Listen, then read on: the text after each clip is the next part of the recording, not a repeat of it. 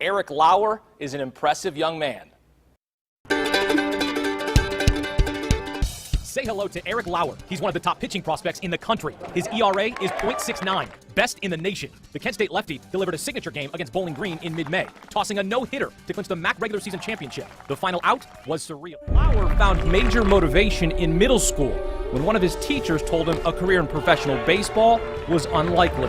I told her I'm one person and there's a million others, so why can't I be one in a million? Eric Lauer, the Blue Jays gem. Now, does he wow you with insane pitch velocity like Paul Skeens? Nope. Was he supposed to be this important? Hell no. But with two pitchers, like Manoah and Francis, both losing their starting roles, and watching Francis get shelled day after day when he went on the mound,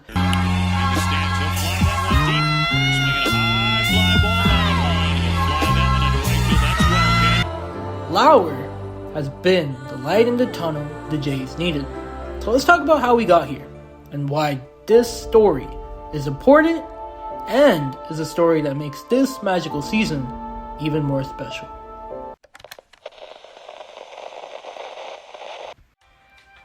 Most of us, including me before this video, probably don't know, but Eric Lauer, out of high school, was drafted by the Blue Jays in 2013 in the 17th round of the MLB draft.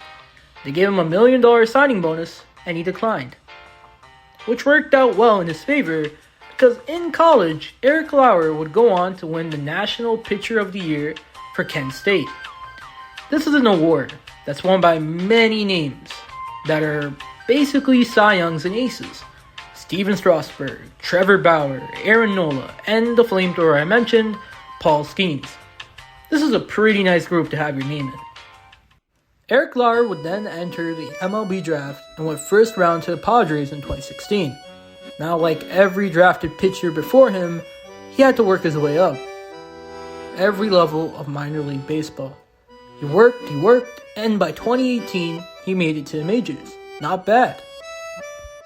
Statistically speaking, his first season was alright for a rookie. His ERA hovered around a 4.3 and he went 6-7 in the win-loss column. Now, the issue was, the next year, nothing changed really. He put up similar ERA, he had a similar win-loss column, and he just pitched more innings. Now, like most pitchers in this situation, he became an expandable player. And so the San Diego Padres traded him away in a deal that involved him, Luis Arias, and going to the Brewers in exchange for Trent Grisham and Zach Davies. In hindsight, the Brewers won this trade by a good margin. Now, what would Eric Lauer do on his new team? Some people fold under pressure, but Eric Lauer would dominate. For 2 seasons, he would go on to have an ERA around 3.5 and be a quality pitcher for the Brewers. So, why did he end up being a guy who was passed around like a blunt in the minor leagues? Well, in 2023, he signs a 1-year deal. Then disaster. He went 4-6 and his ERA climbed all the way up past 6. And this was alarming. Now, the team that he thought would be his forever was gone. But being sent to AAA after a season like that will have you doubting yourself. Wasn't I a first rounder? Didn't I not show enough in those 2 years? So in 2024, he did sign with the Pirates, minor league affiliate, and that didn't end up well either. He had a bad ERA in AAA and he was cut by the Pirates. Then the Astros called, that didn't work out, and then he ended up on a team called the Toronto Blue Jays. And that's where the story changes. For most major league pitchers, this is where the story ends. You made a good living pitching, but you have to walk away since your command is gone and you once had it, but you don't even have the confidence. You lost 2 of the phone calls in the Astros and Pirates, and is it really the end of your career? Now, did Lauer end up doing this? No. Eric Lauer, in the year of 2025, the lefty from Kent State, who was the National Pitcher of the Year, has picked up his reboot card. Yeah, did I just make a Fortnite reference in the MLB video? For Eric Lauer, I'll do it. You see, from the depths of darkness, Eric Lauer has arguably been a top 3 pitcher in this rotation. Sure, is this a small sample size and it's one half of the season? Sure. Can a decline happen out of the blue? Definitely. But like most things this year, this is the year of the Blue Jays. We have good hitting, we have good pitching, spawning out of nowhere. In fact, without Lauer being here, with the pelting we saw with Francis and praying that Alex Manoah comes back, we wouldn't be the team we are today. And for Eric Lauer to come in as a guy who was probably signed to be a backup, just in case if we have lots of injuries to pitching depth, to become the guy we now rave as the best comeback story on this team.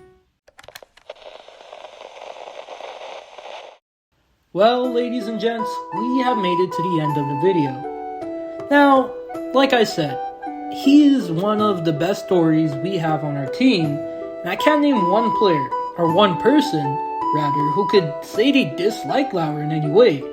He's reliable, he keeps you in the games, and he's been good in the clubhouse. It seems like everyone likes him, on and off the field. Now, there is one thing I'd like to mention before I end this video. We have control of Lauer till 2026. But if he continues this stellar of play, where he has a bruised lip in his last start, allegedly from Max Scherzer, he was going 8 innings against one of the World Series favorites, Detroit Tigers, and gave up 1 run ball.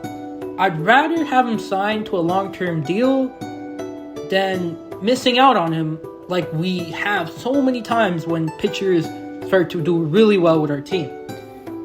And yeah, Eric Lauer is the hero that the Blue Jays needed. Thanks for watching, and I've read the comments from the last video, and I really appreciate when you guys comment. I read them, and if you have any feedback in terms of future videos or what you want to see, let me know. I like to stick to Blue Jays content. Thanks for watching, stay safe, and keep watching the Blue Jays because we keep winning. And peace.